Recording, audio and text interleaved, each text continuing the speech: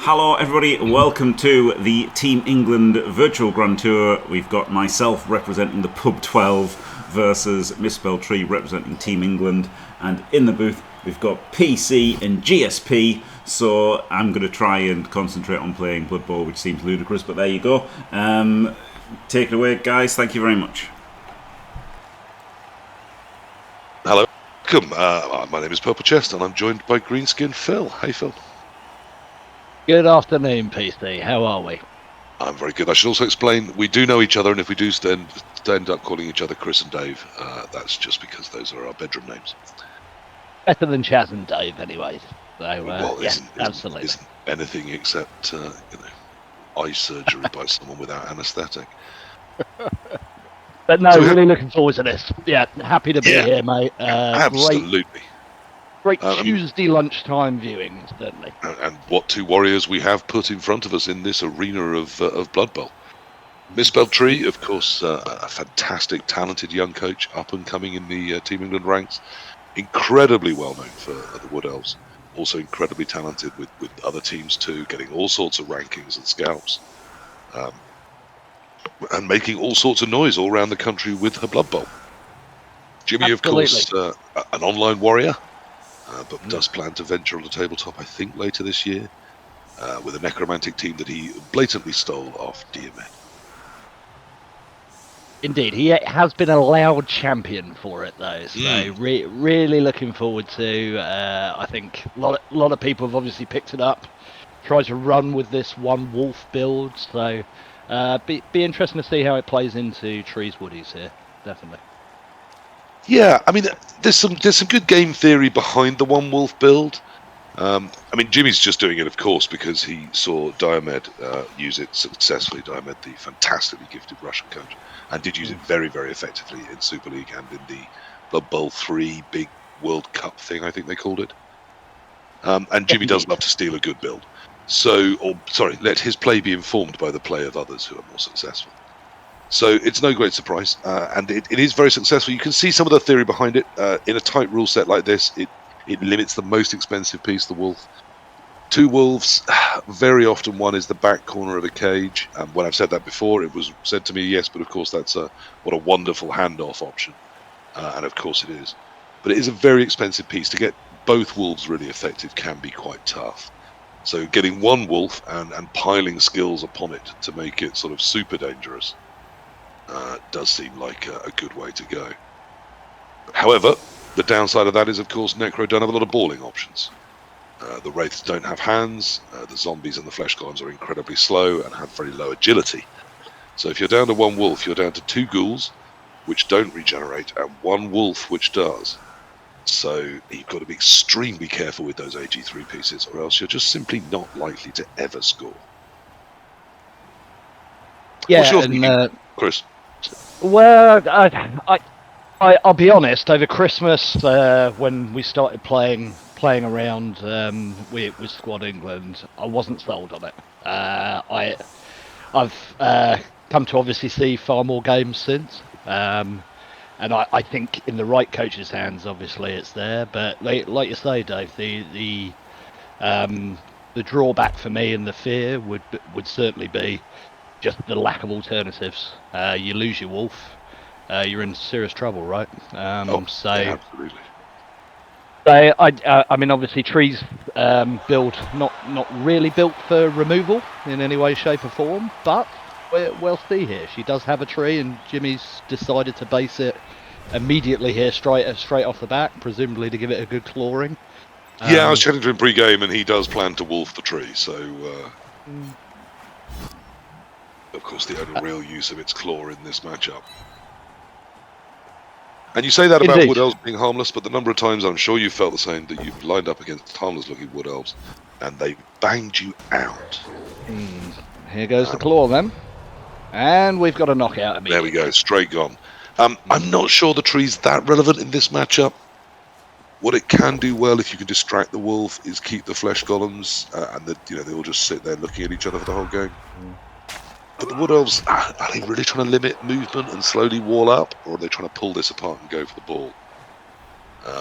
Certainly when I'm Elves, I can't resist doing that. So We'll see. I would assume Tree will have a pop here, particularly with the Tree obviously on here early. That is a reroll gone for Jim as well, though, on a double scale on the line of scrimmage. So Yeah, absolutely. And he's tied up, really importantly, he's tied up, of course, 3 of his guards and his wolf. So, yeah, I mean, if you're going to split this team up and go for the ball, it would be this turn that I would be already thinking as Tree, whatever happens here, I need to try and find a way to see if I can take some advantage. Definitely. So can we get the pickup? We do. Ball secured. Straightforward. And guard on both because corners. of the anti-blitz defense, didn't really need to be anything else to cover the pickup. It would have been hard to get more than the dancers through, and you can't stop dancers. They go where they want to go, right? But Yep. but yeah, Jimmy will feel an awful lot more comfortable, I think, with not only the Tree gone, but the ball in hand here early. Guard on both corners, making it a very unappealing chance to come in. So wouldn't expect to see much here this first turn to counter. Wolf centre front of the cage, making jump-ins a 5+, I want to say. Second double skull for Jim, though. Dodges in a 6, so yeah, and the wolf very unhittable as well with the Tree gone. So it's a lovely shape from Jim for the end of turn 1. Oh, he's throwing his first reroll at at a oof. Not second sure. reroll, I might have eaten that. Yeah, second reroll that PC. Yeah. Of 2 double skulls in the first turn here. I think the second one, particularly as it was a final action, particularly as everything else was nice and tidy, I think I'd have eaten it. Because down to 1 reroll at the end of turn 1 is a risk, despite how beautiful everything else looks in this shape.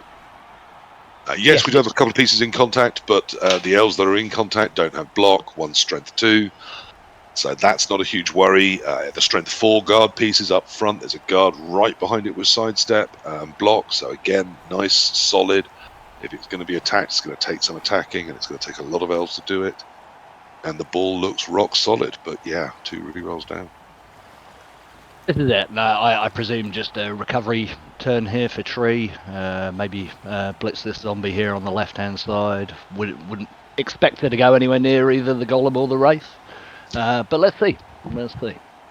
Yeah, I mean, not surprisingly, Jim in the chat either is hearing us or is responding to the chat, saying the same thing about the greedy blitz, or the greedy reroll. So thinking the ghoul would have died. I mean, it does only have AV8+, and losing one of them would have been terrible, so I get why that fear was there. Really tough in turn 1 to risk that roll on a ghoul, but I just think 1 reroll for the next 7 turns is mighty few. I mean, the thing is, it looks fine at the moment, right? So we've got the ball secured. We've already occupied the centre of the pitch, but it takes away any margin for error, really, doesn't it? Should this ball come out for whatever reason, or an inopportune block again from Jim, we might actually really start to see some pressure here very early in the drive. Yeah, I mean, we have taken the Tree out, which is great in terms of our ability to move forward. But of course, elves are still mobile little buggers, and we're still going to be facing usually 1 blitz a turn, and trying to grab spaces 1 step at a time. And there may still be a go turn where we suddenly need to move lots of pieces into a space we've either opened up, or that a fail has opened up, or to try and push through, or to try and dominate a trap space to prevent it being a trap space. And those are the sort of turns you want a couple of rerolls in hand for, because you might need to make 4 GFIs or rushes, and there might even be a 3+ or something at the end of it that you really need to make work. So it is a worry, but yeah, it's still a good on-field position for him. Absolutely. I think if you'd have told Jim to start turn 2, he'd be at midfield with ball in hand and the Tree gone, he would have taken it, right? But yeah, sure. But yeah, I mean, the double skulls are certainly going to make this interesting. I've not played an awful lot of Necro myself, PC. I presume it's kind of an orky way of smashing forward with a vanguard and continuing to take space. Yeah, absolutely. I mean, I tend to think of it more in the army terms of you create a forward outpost and then you try and reinforce it with the cage. So, if you see here, we've got, as you say, the Vanguard, the Flesh Golem, assisted by one of the whites, and a zombie just there to make up some numbers and make it all a bit churnier. And if they can stay upright, resist any blocks, or just be dodged away from, then that's where the cage is going to try and move to next turn. So you sort of hopscotch forwards. With elves, what you might be doing here, for example, is trying to break a couple of pieces into the backfield around the lone piece that was out on the left as we looked there, the piece that's literally just moved in. And just get one or two pieces through while staying strong and not necessarily moving forwards. But as here you are the orc against the elf, literally. Yes, you need to grind forwards. You need to accept that they're walling. Maybe look for some space. But without a second wolf, not wanting to risk ghouls, it's really hard to think Jimmy's going to put anything into this backfield. He's just going to try and grind forwards whilst removing elves.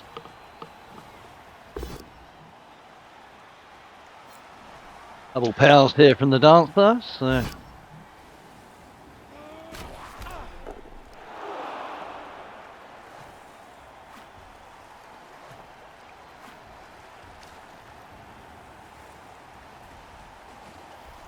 Another issue Jim faces, of course, is that the Necro, because they're expensive to build and there's skills you really need in the right places, they're not coming with any skills that stop the elves moving about. Dub skull here for free.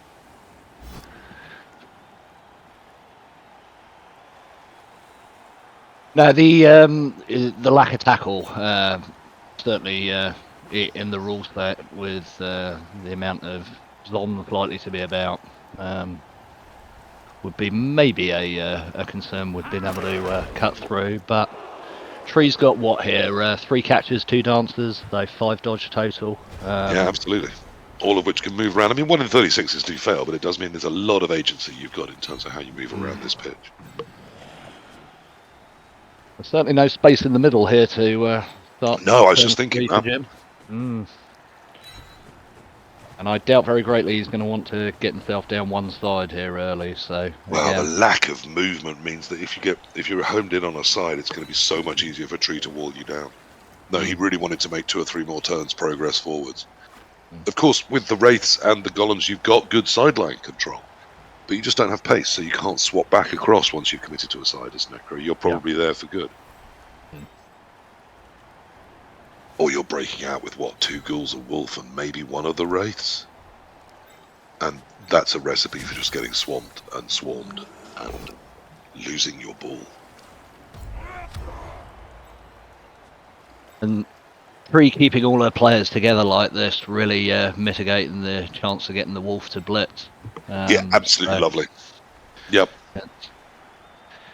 Clever play by our Team England compatriot here to start off with, I think. I mean, it would be negative for any wolf to blitz into that, but when you add in that it's a lone wolf, of course, it's just almost impossible. And one might say Jimmy's perilous mental state is a factor, but certainly it's hard to see him wishing to blitz his lone wolf into a pack of elves and then dodge it back out on a 4, for example. I don't see that happening anytime soon.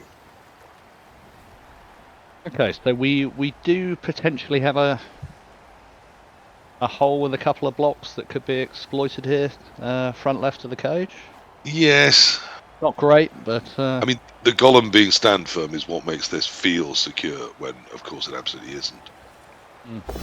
So, you'd have to overload the zombie and take it out, and then look to 1-die the Golem down with the dancer, maybe 2-die it, but you're running out of pieces by then to have anything to come in against the ball, so it's tricky. Second reroll gone on double skulls for Tree as well, so that's nice and even now. Well, I mean, the great thing about that is when Jimmy storms in and talks about his 2 double skulls, we'll just say that Tree had them too. Yes, indeed, all nice and even. Which will cheer him the hell up. Okay. It has pushed the zombie out, but... No, or in, even. Yeah, he's helped him form a better cage, which is nice.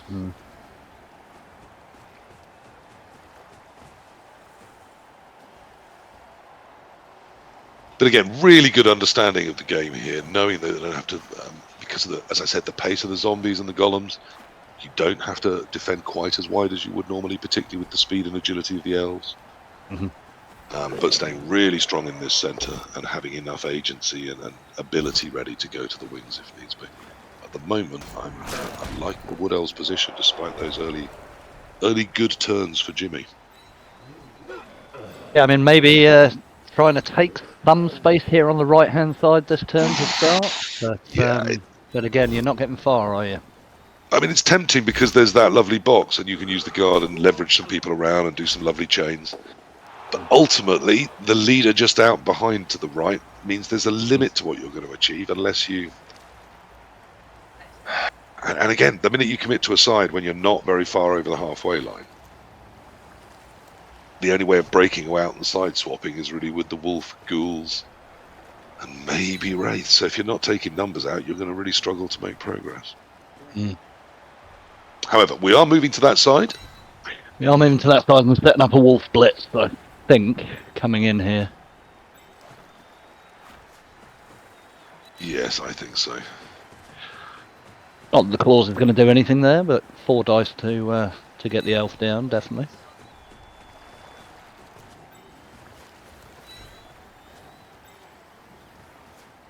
But as you say, PC, this is the danger here, right? That we've committed somewhat to a side. Yeah, that's really unfortunate. I think the ability there to get the little chain and move some things around where Jimmy wanted them to was earned by quite a nice shape. And again, we're still putting that golem and that wraith that's been accompanying it up in the elves' faces, but is it enough risk to really stop them just forming a shape in front of us? I don't know that it is. Yeah, he's going to have to put these zombies in, I think, right. to strengthen this. So we are. Side. Yeah. Okay, well, I do prefer that. I think that's stronger. Yep. It creates more threat, more risk to the elves coming around in front of this drive, and more of a chance of swapping back to the middle if they do. So it's certainly more to think about. That's how much tree can collapse this left-hand side here. And obviously stay in front.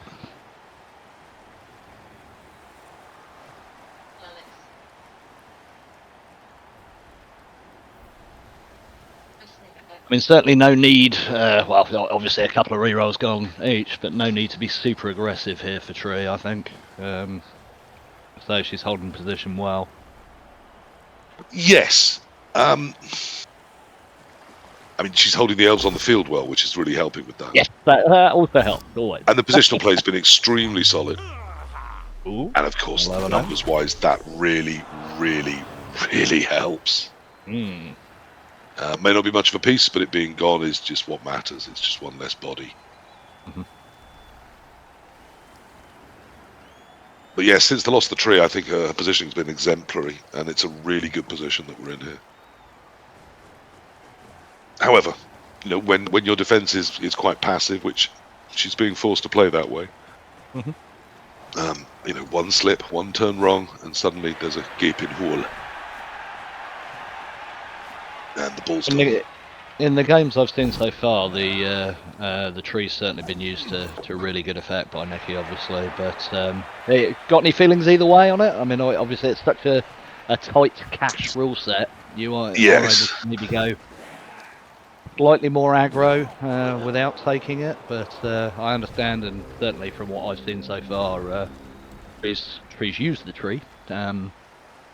Certainly both offensively and defensively. I think dealer's choice, having seen them play, my advice to Kur, K-Folk, would be not to coach a tree. His elves flow around the pitch like aggressive water. Indeed. Yes. Tree, I mean, she knows her wood elfing better than I do, and every time I've seen her with a tree, it's been incredibly effective. She's always managed to make it relevant. So I think probably for her, if that's what she's comfortable with, I don't think it's as big a definite one way or the other that I would be leaping into that debate saying one is completely right and one's completely wrong. I think there is a room, even if we could, you know, prove statistically that one is 3% better. I think you could say that some coaching, ability, experience, and knowledge could swing that back the other way. So I'm going to stay, unfortunately, non-traditionally for me, quite neutral on that one. Absolutely, best way to be, Dave, I think. So 4 dice on the dancer there with with no results. So but we Yes. have managed to move ourselves around the. But you around the say side 4 dice, somewhat. but if you say it's 30% into another 30%, suddenly you're like, okay, it's not that surprising it didn't work then. I mean, it's about 50-50 at the end of the day. Not exactly, 50-50, but it's in that yeah. neck of the woods, yes. Maybe just over, I think, in order Yeah, to. but it's in that, like I said, it's in that neck of the woods. Like a 2-die block is 55%, so to call it roughly a 50% isn't shocking, is it? We're going to be leaving behind. Well, somewhat. as I said, every time we try and side swap, the problem is that everything is so damn slow. So closing the cage is tricky. We've already left a very easy red dice on the ball. I don't see how we're closing the other side of that. I think we'll probably just cope with the golem behind it. But of course, we do lack a strip ball in exactly the right spot. It's the frenzy that would have the easiest access there. Yes. So that's a lot less worrying.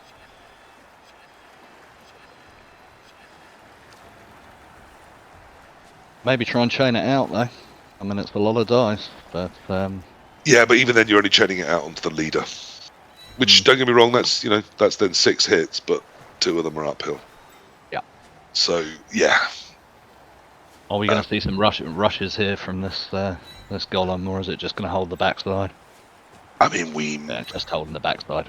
Yeah, just holding the backside. If we see it from anything, it'll be the ghoul, and don't care if it fails. Yeah.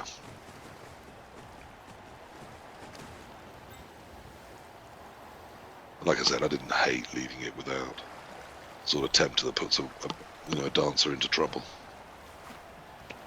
Jim thinking about this. And I should know in my younger days, so was I. Actually, both my wife and a notable ex of mine were both dancers.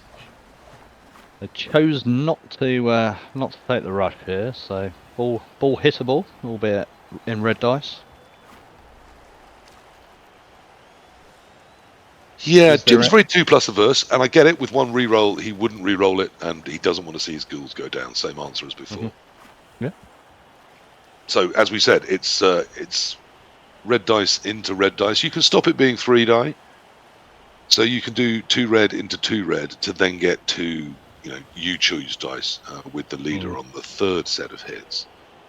But to believe that, you're going to get those 70%, or in fact slightly less because you need to push, don't you? On 2 sets of 2 die uphills with only 1 reroll, I'm not loving it. However, are we going to get a better shot? I don't know. I mean, we're going to struggle now with the penetration, I think, to get in front of it for 3 turns solid.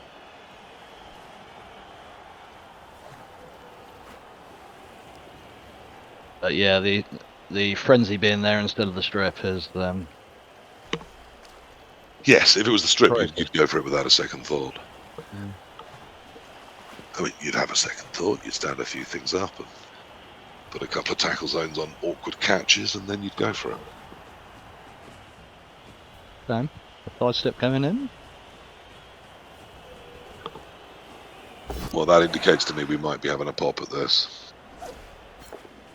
Or we might just be trying to pull them apart and do it next turn. Yeah, okay. Lovely pow on the wolf. You love to see it.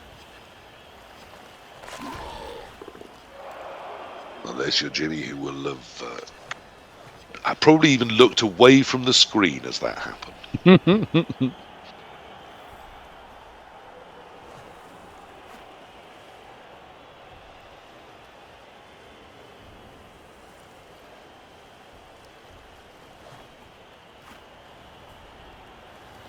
Where's the blitz here then, PC? Are we hitting this zombie at the front?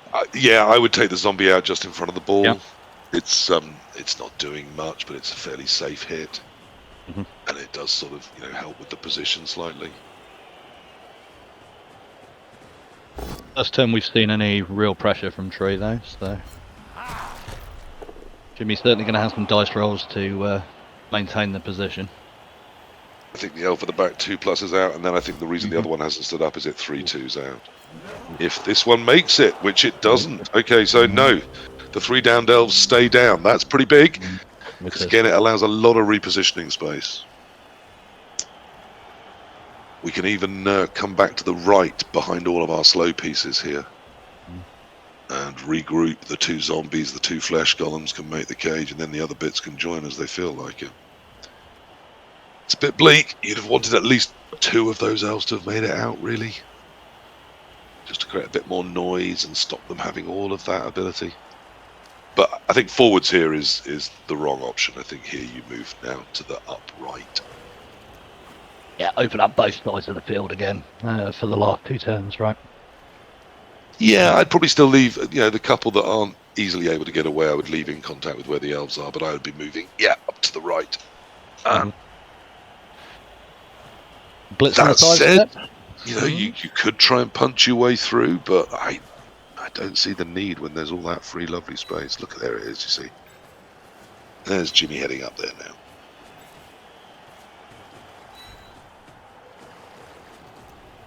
Ooh, now, this is interesting. Yes, okay. 3D. I was going to say, because where he was setting up, he was leaving some pretty horrible chain options, which taking this one out really, really helps with. It's nice. It's really, really nice.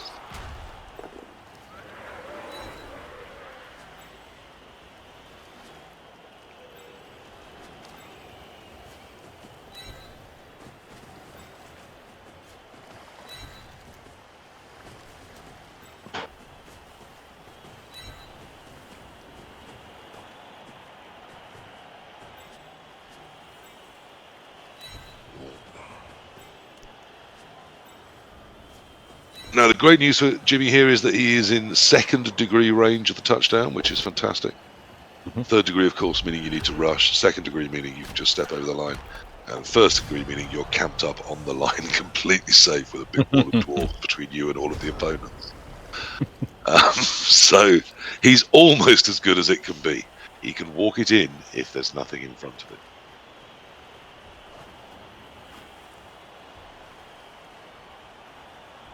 Is Tree going to put more pressure on here, or is it going to be a fallback? I think lack of a 1-turn option probably dictates that that we're going to have a pop here at some point, right?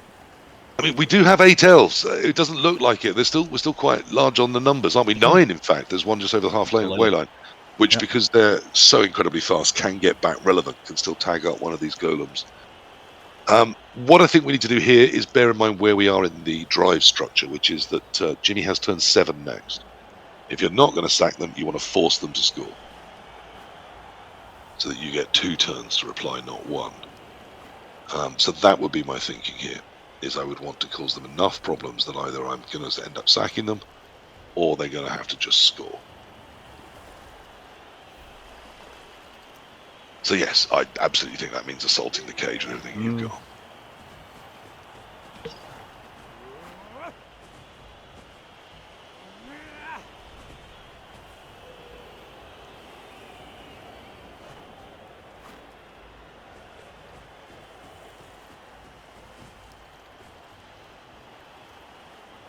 Goal looks like the blitz target. There we go. The push.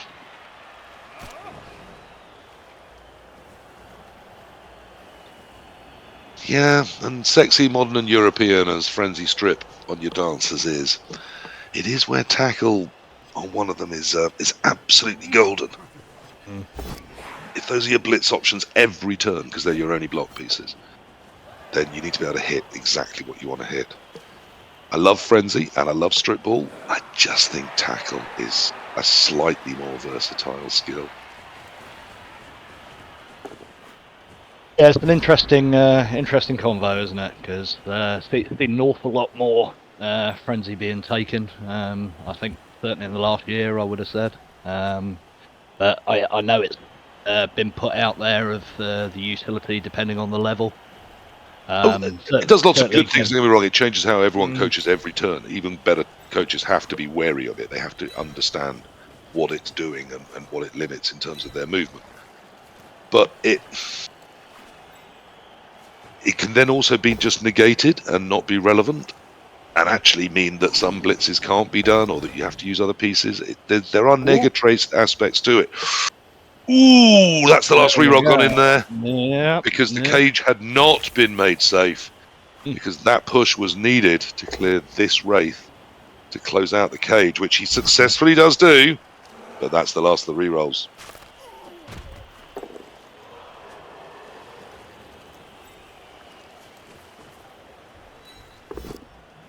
Now, not only are we within range, but fantastically, we have one pace of sideways movement here before we're looking at rushes.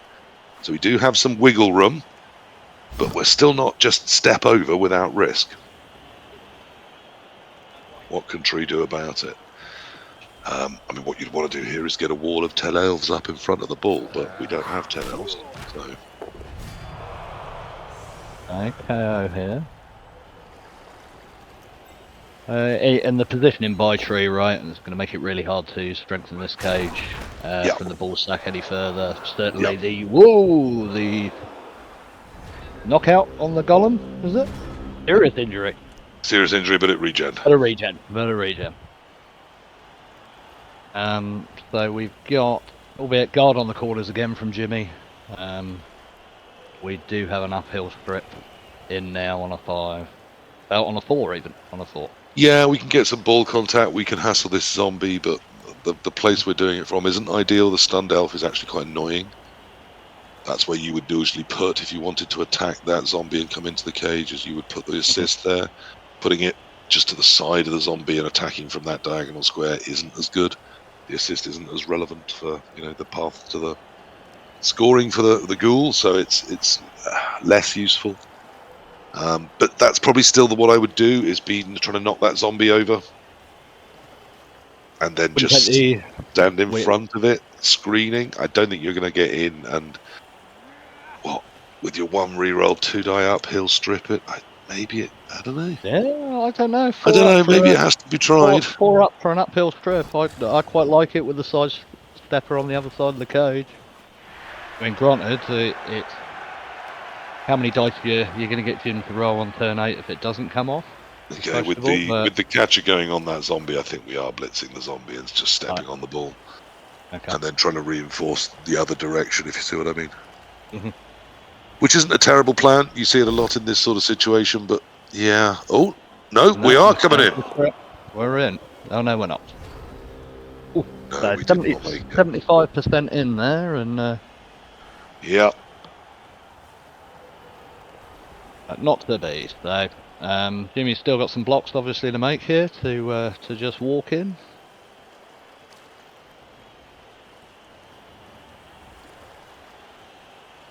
That was fairly straightforward, I think.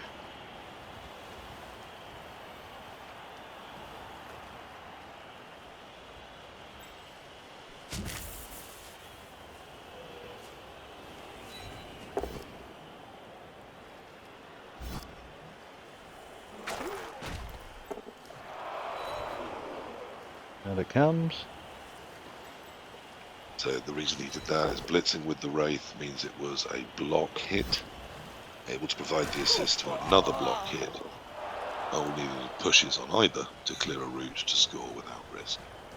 So it was 2-1 in 36s there. Nicely done. A bit of a shame. Tree's plan there wasn't terrible. The leap in, as you said, was a 4+. So throwing the reroll at it made it 75% to at least see dice for the strip. I don't know. I mean, dodging in on the 5, it is only 55% to get there, but then you've got the reroll because the dodge reroll is automatic. You've then got the reroll for the strip. Yeah, the strip. Yep. I know it's less chance to get there, more chance to see dice, but I think she's probably right with the leap because she does know her elves better. Just a shame we didn't get to see a bit of a more exciting finish there. Yeah, I think obviously the ball coming out there would have been, regardless of scatter, a fair few dice with no rerolls for Jim on the last turn. So, like the idea, but whether the leap or the dodge, maybe Nicky can give us the thinking. I'm not smart enough to know for sure, and I'm not sure there is a for sure because you're moving in the turn where you're deciding your most important thing is. I mean, I suppose if we're just looking at the raw outcome of the ball being stripped, we could do the maths on it, but I wouldn't wish to hesitate. I would hesitate to guess which way down that would come. No, I think. I mean, again, it's just initial impulse from frog play more than anything else. But when you've got the one reroll, using the inbuilt, even if it is a slightly better chance to use the team reroll, doesn't seem like an awful decisioning. But unfortunately, no one turning here from Tree, obviously because of the. No, 2 stand firms and a sidestep, so it's ce n'est pas possible.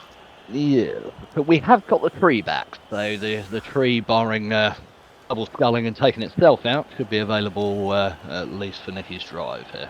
Yeah, and the big question still hangs over us, of course, which is Tree going to try and smash it in, and then hope for a turnover and to still win, or are we looking at a more controlled? I will take the draw and just practice, my positioning and moving around and controlling the drive against Necro. I think again depends on how Tree wants to play it, I guess. But the feeling would be to take the draw here. I think in terms of the rounds so far, I think Squad England yet to register a point. So 2 losses out of 2 games so far. So draw far from atrocious if we can get it done. I would say the opposite if I was captain. If we've got 2 losses so far, then we badly need a win. Then a draw does us no good. It keeps us 2 down. No, Squad England are yet to register, not Team England. So, Team England have won 2 from 2. Oh, well, yeah, in that case, take the draw, it's fine. Yeah. So we're interesting days today. So 5 games, most of them streamed in one way or another across the 2 rounds. Squad England, obviously, particularly with Jimmy in this position here, good chance to get back in the round. And the other rounds knotted at 2 wins and a draw, either way. So, right, very interesting to see the matchup of Core and JJ later, which is another Necro, albeit into Amazons. So maybe favouring Core slightly more there. Yeah, I want the Amazons in that matchup, but I would say Necro can still do things against any team. Absolutely, and JJ very accomplished with them. However, yes, Amazons in Core's hands. I think we're always relatively confident, rightfully so there, right?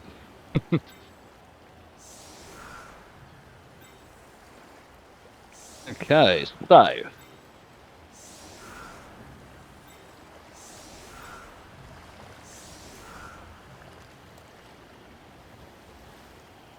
looks like, is it the Wrestlewell stayed out there for Tree? I can't see at this distance, but No, I'll take your word for it. Certainly Wrestle is down that end, and that would logically seem to imply that it's the one out, yes. But still 10 players, which 10L's more than enough to get anything done. But Necro notoriously hard to break through, so expect Jimmy to make it really hard here. Isn't it 9? Don't we start with... Oh no, because the tree, yes. 9 elves and a tree. Back. Yeah. I keep not counting the tree as an elf, because it's not an elf. Technically not an elf. I don't think you're wrong there, Dave.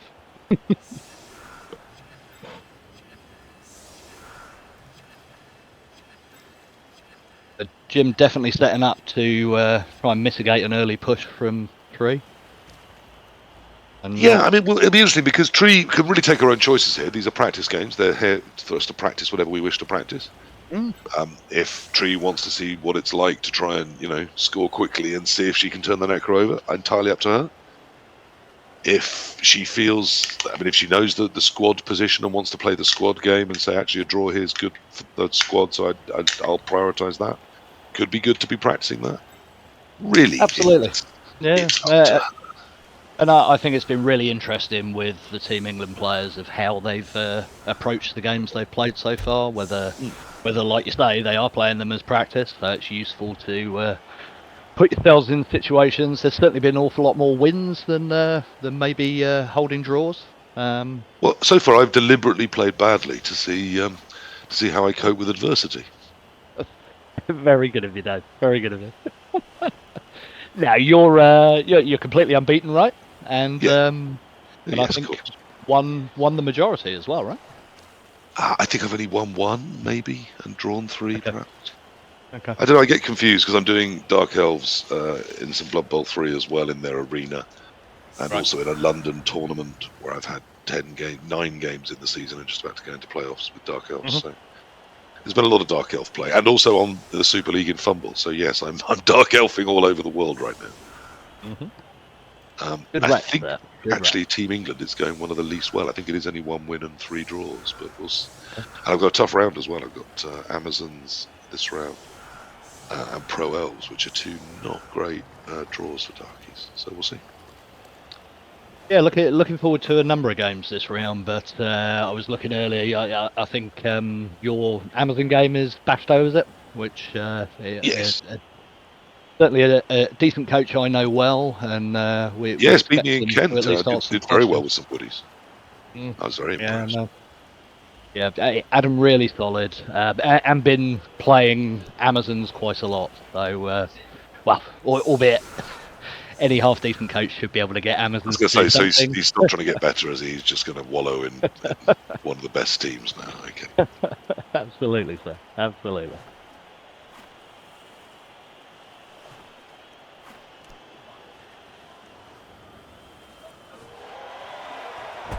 I know. Good Tree point. We was missed saying- that. Yeah. Oh, sorry. Go on. I missed. We missed that. Prank was saying that Jimmy swapped his wolf out in case the weather changed to heat. Yes, it's nice, but also if there's a timeout and suddenly he's got to defend, he might have wanted it. So, your ups and your downs gives with one hand, takes with another, isn't it?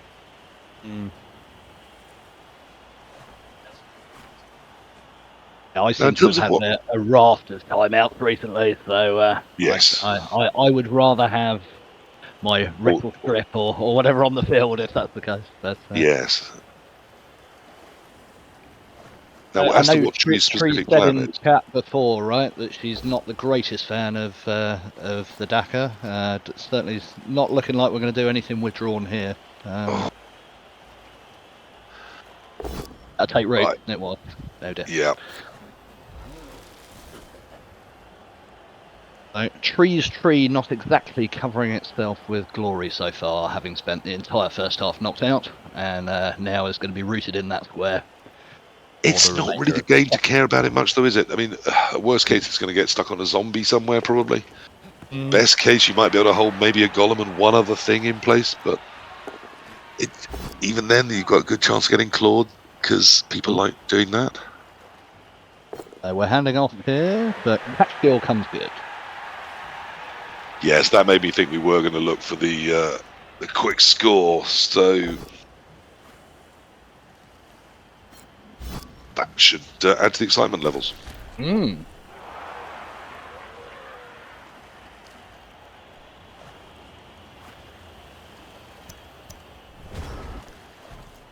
I mean, the tree, while rooted, provides a really good pivot point for Tree to play about with here. So we'll see how much pressure Jimmy wants to put on early here, whether he wants to hold this shape and make it hard to come through, or does he fancy swamping this a bit and asking some questions?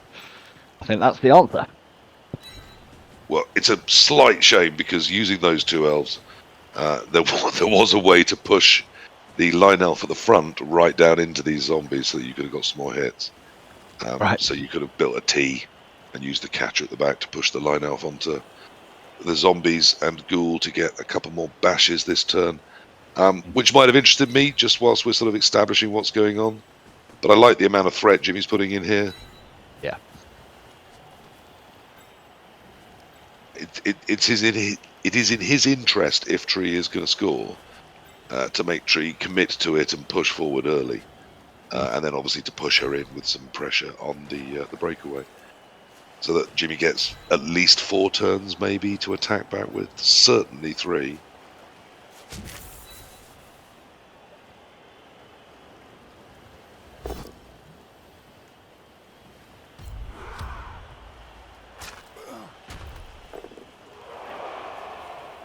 Okay, stun on the catcher.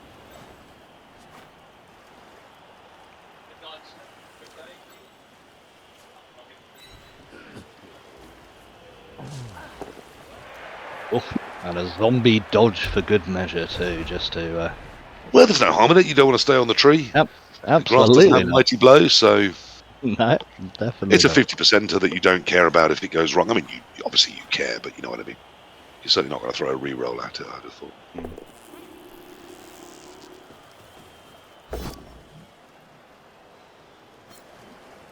That's a big power there, I think. That really is, because you've passed the foul appearance, and then you've passed the 45% fail to get your power. And also, it was the piece that was really upsetting the shape of the Wood Elf defense of their ball.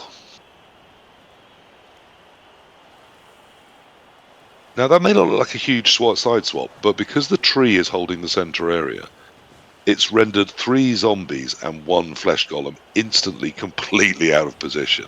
Yeah. And arguably the Wraith on the far left is going to struggle to get back into position quick too. So it's a little tiny move that's completely altered how this field looks geography-wise.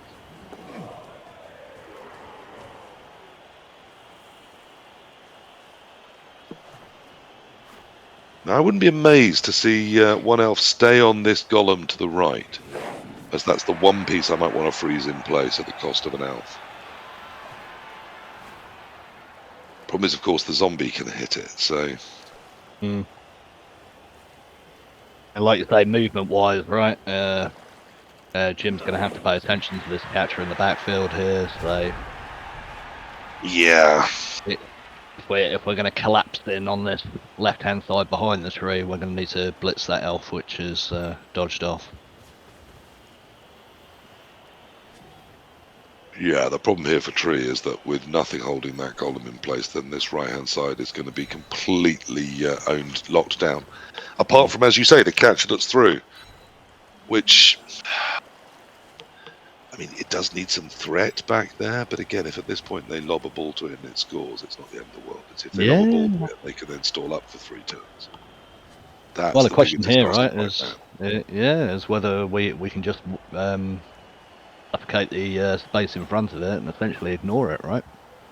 Yes, though, remember dancers can just leap over things. They can.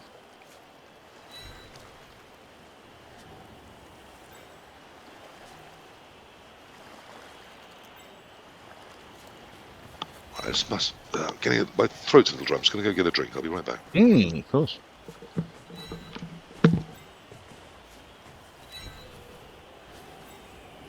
It looks like Jim doing exactly that, in that we're not too worried about the catcher being behind us if we're going to make it as hard as possible for Tree to get through to it. Albeit we do have a prone catcher here on the other side now. There we go. That's the ghoul sorting that one out, and we are going to 4 dice for this catcher in the backfield. So good mitigation while still be able to take the hits here, I think.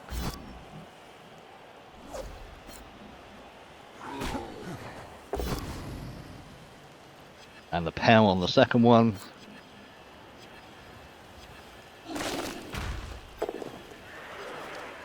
But it survives.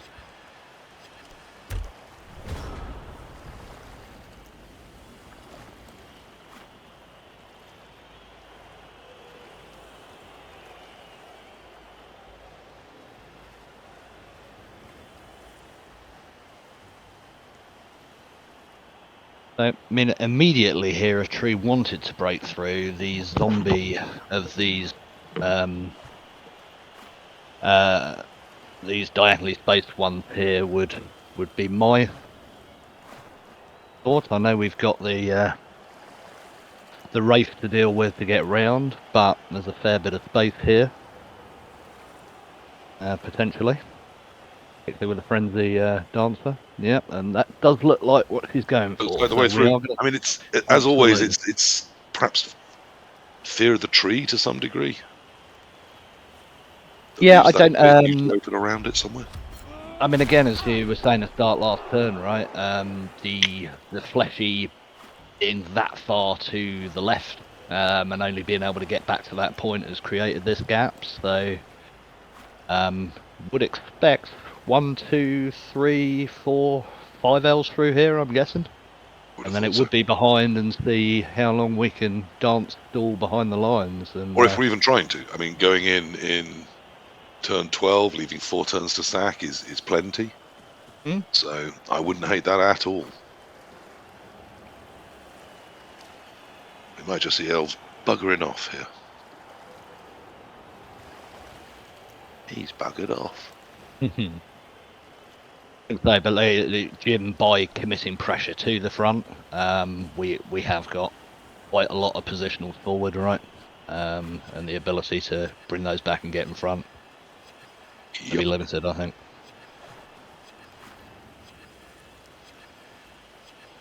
Well, the wolf is very versatile. It can get around the front of this, but not with a lot of help. There is a ghoul and a wraith over on this left-hand side, both of which are dodge options. So that's why we've just seen the back door on that side closed on this cage. Still leaves the front door open if we pound that dancer down. Sorry, the other back door. So probably the other dancer is destined for that. And then the linos to fill the front. Yeah, the lino fills the front as and when it gets there. It's 2 2s and a 3. Might get the catcher up off the line. Oh no, okay, we're going that way around. I see. And then are we even bothering? I mean, I think we still have to. I think so. No. It is okay, we've decided. Yeah, strength 2 catcher, I think. Okay, so 3-2 to get out. I didn't like that position from Tree. I think closing the cage normally was better because that wrestle ghoul can now come in on a 5. So we've got a wraith that can easily tag the back, the leader at the back, leaving the ghoul in on a 5, which is an elf you'd take on in this position. So as an undead, you definitely should, because if you get there, it's 2 die. Yes, it's got a sidestep, but you've got wrestle, so it's some really nice dice to get it down. So it's 55% to get there and 55% to get it down before you've used a reroll on that sack opportunity. And then the wolf clear and all this stuff on the other side, hoping it bounces through, of course. That's what I'd be doing here. What was the reasoning, do you think, about the square 1 more forward? Just purely to try and mitigate a bit of space, but... I mean, seems strange not to just deck cage there, no? But, I mean, at the same chance, you also got the wolf coming in now because of that same step forwards. Can also come in on a 5. But you'd have to, tag that front elf, which is harder to do. I really don't know. Slightly more assertion of space in the bottom left as we look. Slightly easier to get out that way for the next turn stall, but... What about the fleshy with the chain push into the wraith here, sidestepping in for guard for 2D as well? Yeah, lovely. Beautiful play here. Absolutely lovely. Beautiful play. Now we don't even need to cover anything. Now we can come around the front with the wolf. Yeah. Love that play from Jim. Really nice from Jim. Quality stuff. Really good use of tools there. So now I prefer the wolf coming in because the angle is better. I mean, obviously with sidestep it'll go where the hell it wants, but you can pull the wraith down first and then go in. But I'm still not sure why the wrestle ghoul isn't an option. I do like it. He likes it. He does. Maybe he's thinking that as the best recovery piece, I guess. If he does manage to get it down, but yeah, certainly. If I was tagging that leader, I'd be doing it with the wraith, not with my only remaining AG3 piece. If I am going to go for a sack. Oh no, okay. The other ghoul hasn't moved either. Oh, he is just going to apply pressure here. Then. Okay. You see, Jim is very risk averse when it comes to a 4 or a 5+. You just don't see it taken. We're now sandwiching this between 2 sides. But yes, we have got it between now 2 sidesteppy pieces, which is lovely. Tricky to get out, I think, isn't it? So, I mean, tricky. You say tricky. I say 3-2. Yeah, of course. Yeah. But so 1 in 9, 1 in 36. More dice than I'm sure Nicky wants to. Well, no dice is the right number of dice, so of course it is. But if you're an Amazon coach, if you were told it was a 1 in 9, 1 in 36 to win, you'd go, yes, please. Yes, indeed. So the ghoul yeah, it's I mean, there's work to do to make it a 1 in 9, 1 in 36, but it seems fairly simple. I would move the ghoul with the wrestle on the far left as we look, and then just dodge out and score and have 4 turns to turn them over.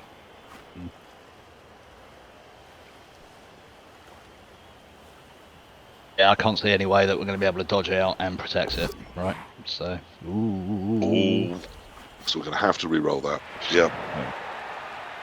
Okay, we're not attacking the ghoul there. I thought that was going to be the ghoul assist. And then we're going through the wolf, so requiring 2 Well, assists. same thing. As long, yeah. Or we just attack it with the line elf, but we need. I suppose potentially then we can. Still does this. Ooh, that's brutal. Okay, we got the push. Now I suppose we've got hit. Do we on the wraith now? No, we don't. No, we don't. Right. We would have had in a POW because we could have popped another little assist in on it.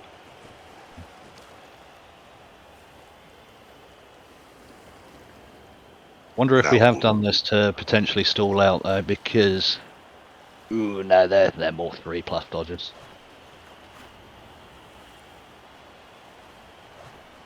It's looking like a 3-2 then. Looking like a 3-2.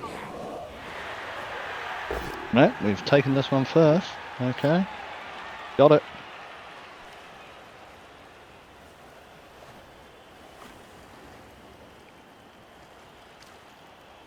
Very high stakes hit that, but yes, it worked. It is, I suppose, in Tree's mind, right? It's a 3. It was going to need to start with a 3 with dodge, regardless. This does open up potentially opportunities depending on where Jim decides to sidestep to here, I guess.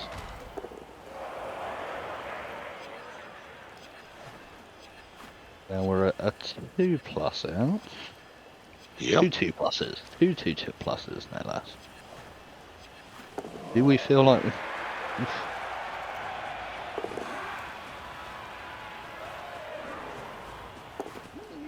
No, we are in. Okay, alright. Tied game. But 5 turns left for Jimmy to come back with a full team. And 3 rerolls, remember. Indeed. Indeed. But Tree still has plenty of elves and 2 rerolls, so...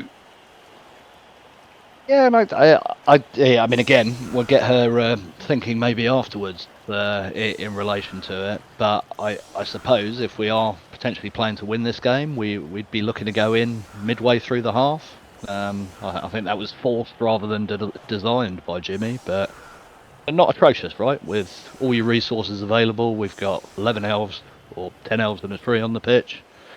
And no, I think if you want to attack and try and win, then you've only got... Leaving it later than this is always a concern, because you really need everything to go right, to catch lightning in a bottle, to score in even 2 turns with woodies if the ball's being kicked to the opponents. 4 turns, there's a lot more chance. You know, things like a misfield, you can swamp around the ball, you've then got 2 turns to scoop it up before the turn you need to score in. I mean, the other school is you score in 2 and give you, 7 turns to try and turn them over. But obviously that leads to a high level of attrition and much risk that they can score quickly and then maybe kick back and turn you over. And if the attrition's gone very badly because of aggressive play style or just the dice, then yeah, scoring quickly can be ruinous. Scoring quickly, losing slowly. He's got the tree again, but only a stun this time. Yeah, how do you feel about both times going straight for the tree? I mean, look, Necro on's a team that I've played a ton. I hate fighting the tree personally. If I'm in the matchup against it, I like to avoid it. But then we're both more agility type coaches, right? But I'm not putting Absolutely, I'm an elf specialist, but exactly. I mean, I would be very tempted to just have a zombie straight in front of it, and then if I wanted to hit the elves next to it, I've got golems that are strong enough to do that. There are other ways. You can have a wraith right in the middle with its guard, and then you can have a wraith, do the hitting from 2 away outside of the tree's range, and then the wraith can dodge off. Doesn't have to be blitzing or anything. so that the tree is sort of stood next to nothing, and then you can either drop a zombie in or have a zombie between the wraith that is your sort of central point, and then whatever's hitting on either end. But Zombie blitz. needs must when the devil drives. Indeed, indeed. Yeah, didn't want to commit the wrestle goal, I think, again. Based on the double skulls in the first. But ball secured, ball secured. We're on 3 rerolls. It's going to be hard, I think, to get any purchase through this line here initially. So Yeah, it's hard to see. Albeit Jim did need all 8 turns to get forward in the first half, right? So I think if you're tree here, you don't necessarily need to be pushing forward. The best the goal is going to be is midfield here on with 3 turns left. I think we're picking off one blitz target here and making sure they don't get any purchase immediately, I guess. Interested to see where Jim decides to go, because the tree is stunned here to start off with, but it presumably could be stood up and holding a large midfield area, right? Yeah, absolutely. I mean, at the moment I'm not hating up the right-hand flank. I know the fast pieces aren't over there, but it is just one little side-steppy piece holding that down. Feel pretty good if you get a 3D on it, right? Or even the wolf through it with 4 dice between. Yes, the problem, of course, is it's just with one wolf, it's having the pace to get there and do stuff afterwards, which centralising it means it often doesn't have. I don't like how passive this... my plan makes me feel, let alone do I feel Jimmy might be forced into. I mean, there's now space over on the left, but it's, again, hard to see how you exploit it without leaving stuff behind. Particularly now with this elf fleeing around with this coming through, this provides another question for him to deal with, right? So I guess our... yeah, I mean, while this space is here on the left-hand side, again, as we said in the first half, a number of pieces. I suppose if we got this elf down, that's anchoring the side of the line, we could get both wraiths, the wolf, but that's both fleshies stranded there on the right-hand side. Yeah. Stand up. It's the standard problem. You can break away, but you don't want to leave them behind, do you? Yeah. So we are forced to blitz this. The full power. But again, no break. I didn't even break the goblin's armour properly, diced. If it's a goblin, it never happens, Dave. Never. They're immortal. Yeah, as they like should pigeons. Be, yeah. As our friend Dewbacker likes to say on his podcast, right? If goblins weren't the best team in the game, why do they keep nerfing them? It's That's very true. Maybe I should listen. yeah, I think right until you get them on the table, right? Lovely Chicken 23 did very well with them this past weekend. I did hear, yeah, and he sent me a message Saturday night. He was very close by the sounds of it, right? He sat down in the final game at the top table. Wow. Okay. It was only his massive choke that meant that the guy he faced won. Right. You did well yourself, I believe, yes? That was... I came second, yeah. Very lucky. I was at the head of a pack of coaches on 2 wins and a draw. I think 3 of us. Right. Unbeaten weekend, always good, though, bud? First game was a very long, slow one against Corn Knight, who obviously a very good player, but goodness me, is he slow on tabletop. Really? No, yeah, I'm not super fast, I'm not super slow, but I'm not super fast, and I was coaching the Vampires, and I was well ahead of him on time. Right. There's a lot online again, Corn Knight, doesn't he, I believe? Yes. Or, yeah. Sometimes a tough transition. Well, certainly tougher than Artemis and Jimmy are giving it credit for, I would say. Yeah. But, we'll see. Certainly Jimmy's planning to play tabletop this year. I'm expecting him to do extremely well. Quality is quality, right? Oh, here we go with the tray up. Ooh. Well, that's all good then. It didn't root, and it stood. That's the kind of the right side-ish closed off, I think. Then for the large part, right? Unless Jim's going to commit a lot of players to take it down. So Yes, to be honest, it's kind of more in the middle than it is on the right flank. But I mean, I see what you mean. It's kind of doing half a job at both without strongly doing either. You could push down the right behind it.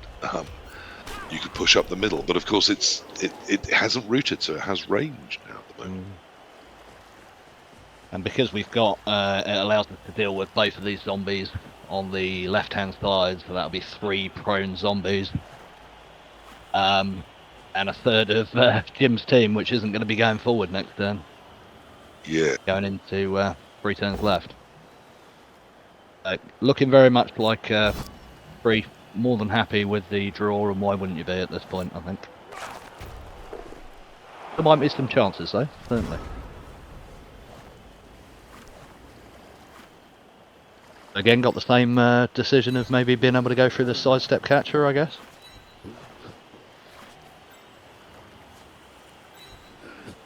Yeah, I mean, it's still very tempting. I was looking at the left, but it got closed last minute, so... The problem is I really don't want to be near that tree, but I can just drop a golem on it.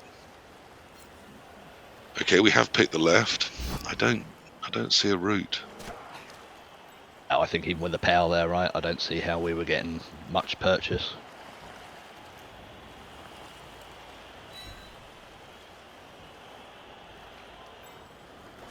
I'd assume a reposition away from the tree, and maybe the ghoul could get forward here and ask a question, but... When you say reposition, I mean, we're a little out of time for repositioning. We Only are. 2 turns left after this, so whatever we do this turn, we have to be ready to spring forward next turn. We don't have no options. Right, so the ghoul is going to get forward just about into the scoring range.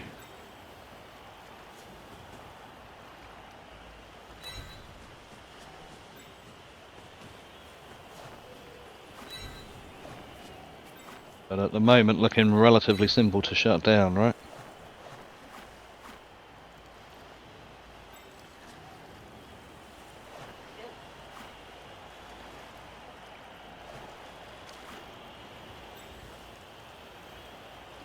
Yeah. Like you say, sticking the golem on the tree, I think.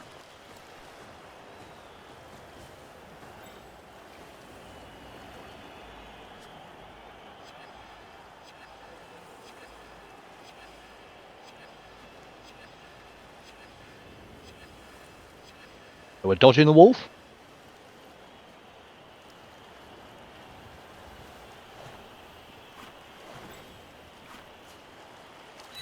Oh. Oh dear.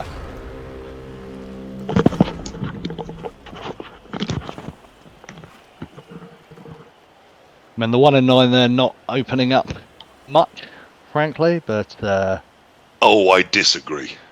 yeah, go on then. Yeah, I mean, it hasn't opened up anything at all. But I think we're. I'm tempted to go for it. For the bowl, yeah. Yeah, because it has left a sliver. I mean, it has left a very easy leap in for a strip with a catch around the back that's completely untagged to fetch, and enough other elves to put a decent wall up in front beforehand. I suppose if we come from the side square right, we can push backwards, and then potentially it's there to recover and go. And plus, right, it's easy-ish for Tree to wall off this left-hand side, so it's kind of a shot to nothing to a degree.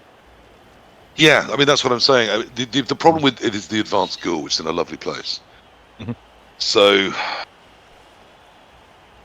it's not hitting that is your real cost here, because hitting that and then walling up would be the natural thing to do. So not hitting it is the cost, but it's a kind of a small cost.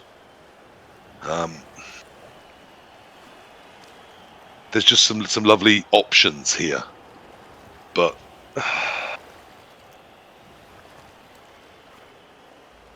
So our leap, if we're not getting the ghoul down, though, is a... The easy chain the ball out. I mean, unfortunately, there really isn't. It's not impossible.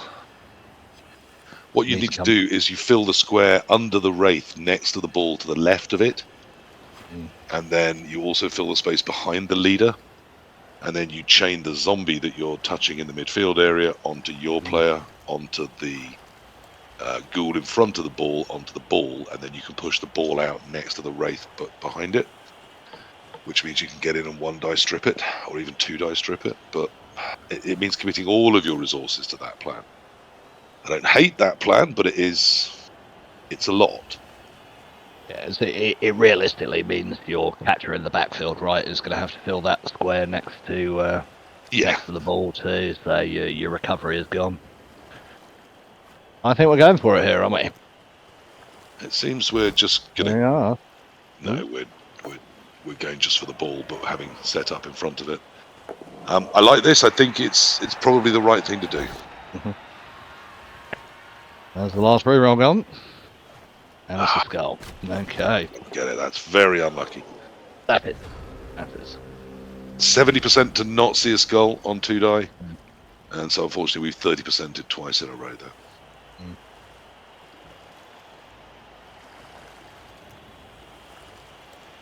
The tree went for the win. So yes, Bashto, in terms of setting up that chain, you're right, it was easy. The catcher could have gone into position, the assist could have gone into position, but you needed 2 assists in position, 1 behind the leader and 1 to give you a 2 die on the zombie in the first place. And the catcher to the rear, which was your only realistic pickup option, to be the one that was filling the space. And then the chain was easy. But that's a lot of resources without anything putting into stopping them going forwards. But I think I might have committed to it, because, yeah, it did give you a possible, certainly 1 die strip and possible 2 die strip. Yes, exactly. But it was not done. And instead, you know, a reasonably decent shot was done. Which also allowed that it's, you know, there's still going to be shots next turn. Yeah, all our reroll resources are gone, right? So this is... Yeah. Still a long way for that ball to go, though. This? Yeah. We're talking about nearly max movement, right? So it's... Yeah, and there won't be much coming with it, because Necro don't have a lot that has pace. I suppose we can get the other wraith up with it. We're not going to get the other golem up.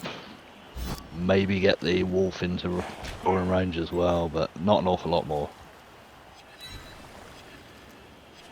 Okay, so that's where our ball position is. Oh, we're not eye caging. I thought we might eye cage, but no, we're going to make them come around the mountains to come for it.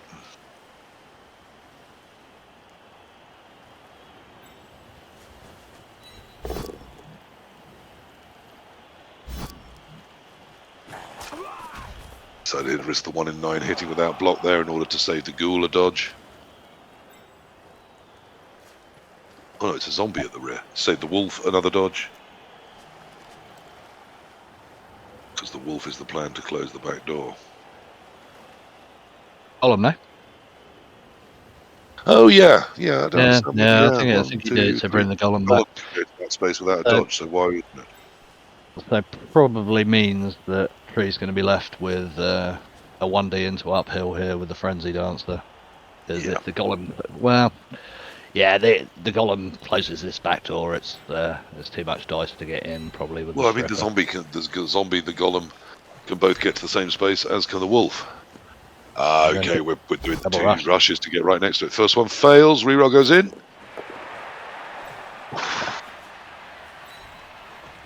Yeah, that's pretty solid now, I guess. Now it's pretty solid, yeah. So now we can get there fairly easily, but it's going to be uphill dice into uphill dice. Yeah. Which I think we still do anyway, just to push it out of range, give some noise around the ball, because otherwise it's just accepting the loss. Yeah, we can't push it completely out of range, can we? I think we can get to get the double rushes, but Is there anything better? I'm not even sure we can push it to double rush. I think it's just one, isn't it? 1, 2, 3, 4, 5, 7. Oh, no, you're right. 7. Yeah, double rush. I mean, technically, with a cack load of dice, we could surf the ball on a leap here.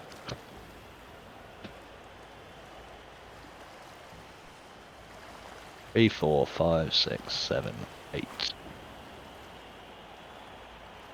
You know, I don't hate that. The more and more I look at it, right, this elf comes around the top and sits on the sideline. You're probably going to have to put one there anyway. We dodge away, we leap in, and a double uphill for... I was looking at it the other way. I was taking the dancer from the rear off the zombie. Yeah. Dodging off and then wandering up and leaping into place just in front of the wolf, and then still attacking from the front. Yes, they were still pushing back. And then so we're still pushing back. Recover these pieces. And if we get 2 pushes, he's off the field. Yes. Yeah. But it does require a 2+ dodge and a 3+ leap. But, you know. But in comparison to double up 2+, 3+ between friends. Yeah, and double uphills looking for 2 pushes. But get back to. I don't know. This might be the play here. That's definitely the plan I would be putting into place. I don't see anything better. And really importantly, whilst it's long odds that could draw me the game. Any other plan is long odds that aren't going to achieve much. I mean, even if I just push it 2 spaces, like you said, it's got the rerolls, so it can just come back. Even if I strip it, the chances are it or the wolf picks up and scores. But if I push it off the pitch, might well be fucked. Oh, I think if the ball goes out here, we are... Well, we're potentially still on for a win with the catcher in the backfield, I guess, right? We don't even have to leap with the dancer. We could just do it as a dodge because we've got the dodge. It doesn't pop on our 2+ away. No, as we need to go 5, we would 3-2 away using dodge. And again, if the dodge goes, we leap, and if it doesn't, we keep dodging.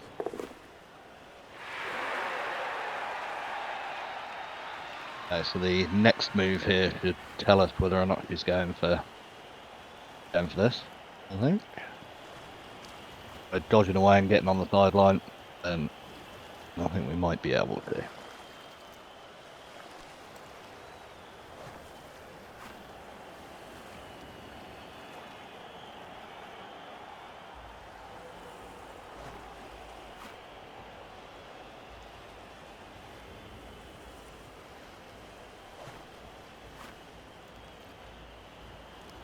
The different position for the Necro in comparison to the first half with those 2 rerolls there, right? Ooh, hello. Yeah, absolutely. Okay. Went for the 1D owl by the looks of it to make it easier to come in. Yeah. Glorious victory. Well done, Jim. We were looking a little saucy surf there in that turn. From the wood elves, Jim, but I've left the flesh on the tree. Didn't think about it. Should have dodged, right, either to reinforce the line or to foul the dancer. Fouling the dancer would have been fine at the end. Fouling the dancer, didn't think about it. Yeah, I just didn't think about it. That was my piece that was going to get on the edge and allow me to surf your ball, possibly. Nicely played. Thanks. I thought you should have got a little bit more forwards in that final drive, but it worked in the end. It wasn't easy, right? It wasn't easy because I still had 11 elves at the side. You know, like I'd done no damage at all. That was pretty. It was pretty annoying. Hello, Tree. Hey, Tree. Well played. I think that was a very deserved win for Jim. That one. I think many points did not cover myself in glory in that game. Thanks very much. I made a mistake. I think you played fine. I don't think you did anything glaringly terrible. I think I did do something glaringly terrible when I didn't cover like my wrestle ghoul, right, that based that guy, because my plan was to move the fleshy one more to the right or the left as you were looking at it, but then I thought, oh no, I can keep a screen here and then that's fine, and then like I just took my eye off the ball and then realised it wasn't fine. So I probably should have put either moved the fleshy where I originally intended to move it, or probably still should have just had the wrestle ghoul back, right? It doesn't really matter. Getting in the way of a catch is not doing anything. So I think I overcomplicated that turn in my mind as well, to be honest with you, because I think, I for some reason told myself that was going to be a 2 dice, and I realised as I was doing it, and I was like, do we dodge the thrower as well, which was just getting through too many pieces. Like, I genuinely don't know. Like, there's obviously the thinking there is if you can get that wraith moved, there's a hit on the ball that's a bit more interesting and could even be a serve if I'm wanting to do something a bit bonkers and try and get the second war dancer up. But like, I wonder if all of that is just like massively overcomplicating it.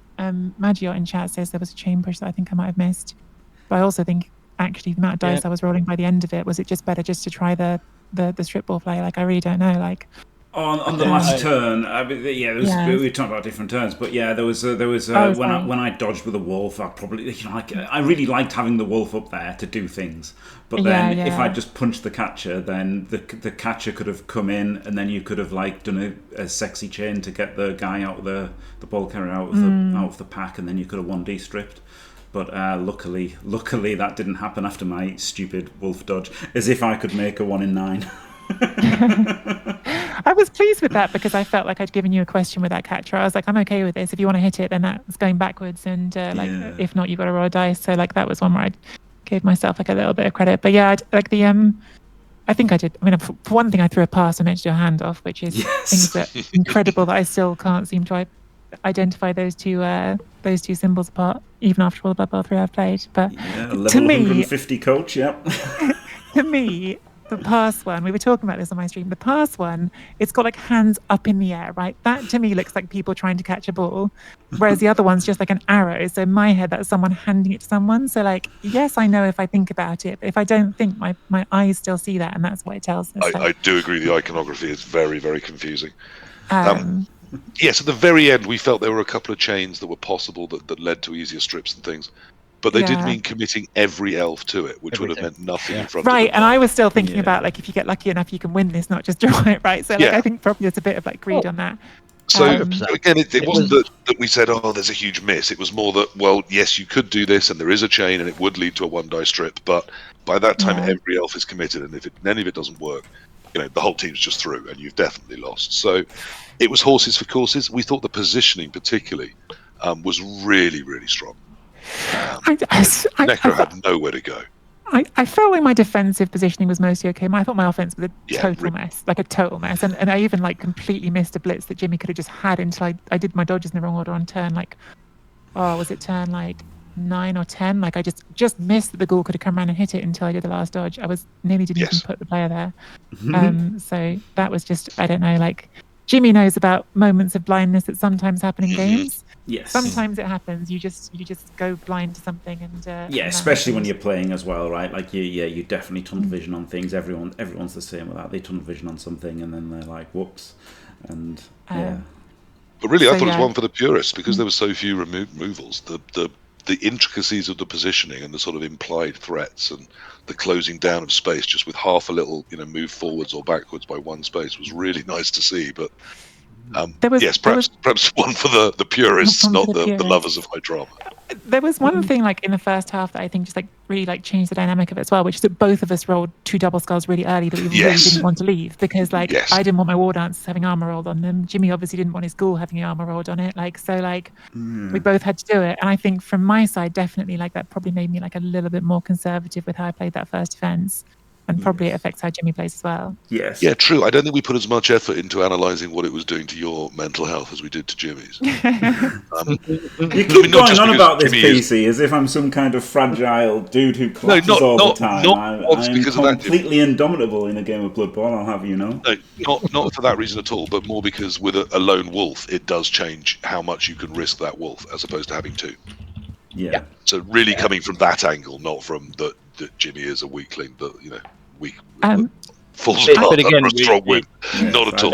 I never. I actually have a game to play in another league, so I'm going to have to duck out again. Thank you, Jimmy, for the game. Thank you both for doing the commentary, and I'm going to watch it back and see what you guys thought on some turns as well, because I'm sure that'll be interesting. I don't have any reason to fear that. Enjoy the VOD. I also need to disappear. Thanks for having me, Jim. Goodbye, PC. Yeah, cheers. And thank you, GSP, as well. Glorious having you in the booth. A pleasure, mate. Yeah, no, really well played game for the most part. I think it was. I thought 3, and actually just signed off there, considering you took the 3 out early, made it tough. You did well to take the space that you could on your drive, but yeah, I mean the lack of rerolls, right? Made it really interesting conundrum to get forward, buddy, right? He did really well there, and I don't hate her putting it in when she did, albeit she's right. She made a bit of a hash of the initial break forward. The positioning of the Wraith and then the block from the Golem to sandwich the ball was particularly nice. I thought that was cracking use of skills and just it's those kind of plays, right, which set coaches apart. So well thought and well executed, bud. Thanks. Yeah, I nearly rolled some more dice after that, right? I could have made a couple of dodges and a couple of GFIs to get like the ghoul and the wolf in front rather than just the wolf in front without the ghoul. But like I thought, I don't want to fail dice, and I thought this is forcing the score, and if I force the score, I'll win 2-1, which I did. So there you go. Yeah, no, absolutely. And, confidence. That's the thing in it. Confidence. Got to have confidence to execute your position, because I think if when we started that turn, we were looking for dice on the ball, and then the moment you put that Wraith in, it became obvious that obviously you were going to be able to chain it next to it and then sandwich, and that was a really nice play, mate. I think we were both looking at the 5-up ghoul stack or the wolf stack from the front. Yeah, no, I thought if I do that, what's the point, right? The issue. Yeah, what's the point of me doing that? The elves will just pick it up and score again. That's the way I think against elves. I do not like going for a ball sack unless like I'm elves myself and I can get it and get away or get a screen or get it on a blodger or something. But I felt like there's just no point going for a ball sack there, and I did think about rolling a bunch of dice to stand more in front, and the sidestep was wrong. When I did the sidestep, I thought, well, if I sidestep in front, then that forces a 3+2+, but it didn't. It was still a 2+2+ with 2 rushes, and I thought, well, if I go here, then it's got to be if I go the other way, then it's got to be a 3+. And that's better than a 2+, but then I just didn't think of going sideways, so that was idiotic of me. I should have gone the other way, and that would have been an extra 2+, which could have been a snake, right? Every 2+ could be a snake. It is possible. Absolutely. Yeah, absolutely. Albeit I was kind of glad that there wasn't any rolls like that, because it was a well played game, right? So you would prefer those bits in positioning to actually pay dividends, and they did, right? While Tree had that shot on the short drive to end, the one in the first half was it was a lot of dice, right?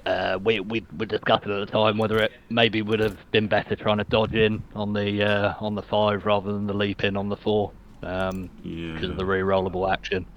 And then chat certainly came up. I think Bashday was talking about the chain push, but I didn't mind what Tree did there. It meant that if that script came off, there was recovery, and it could have changed the game, right? Yeah, so I think I like that.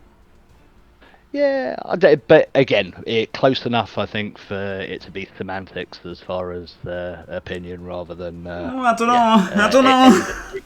I don't know whether it's semantics. I think it's just different. It's obviously, no one's ever going to know anything. No one's ever going to know anything, right?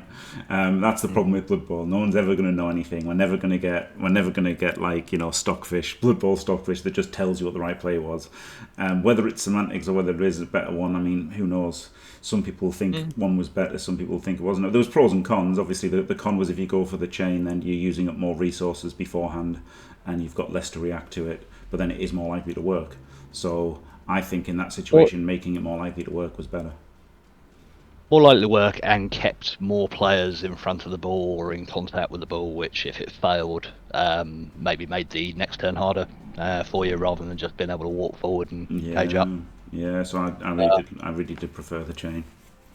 Glad you didn't do it. No, this is it, and still managed to get in there with a reroll, right, and 4 dice uphill, 70% play, something like that for the ball to come out. So this is it. It wasn't. It definitely wasn't the wrong decision. It wasn't terrible. Yeah, it wasn't terrible, but none of us are going to know what the right play was. I think it was right to do the chain, but. It wasn't like that was terrible, shit and wrong, as some people would say. It definitely wasn't shit and wrong. Tree didn't do anything wrong. Yeah. I did do that wrong with the ghoul. The ghoul that I marked the catcher with was... Well, it wouldn't have been as bad if I'd moved the fleshy to where I meant him to move him. But then, even if I'd moved the fleshy there, then the ghoul could have still been better positioned. So I just thought, I'll put that there and move the ghoul and move the zombie across the fleshy. So I should have thought a bit more on that turn. Because really, what the hell's a ghoul doing there? Do you know what I mean? Like basing a catcher. What's the point? It's just going to 1 in 36 away. So... Yeah, if I could have stopped the breakthrough altogether, but who knows? Anyway, right, we've got to wrap up the YouTube at some point. Yeah. So Yeah, go for it, mate. So of course, Well, thank you. Battle joined. Squad England are off the mark, so we're 102 now. Well done, buddy. Thanks, and thanks for the commentary from PC and GSP. Thanks for Tree for joining us. Thanks everyone for watching. Don't forget to leave a like and subscribe, and stay fantastic.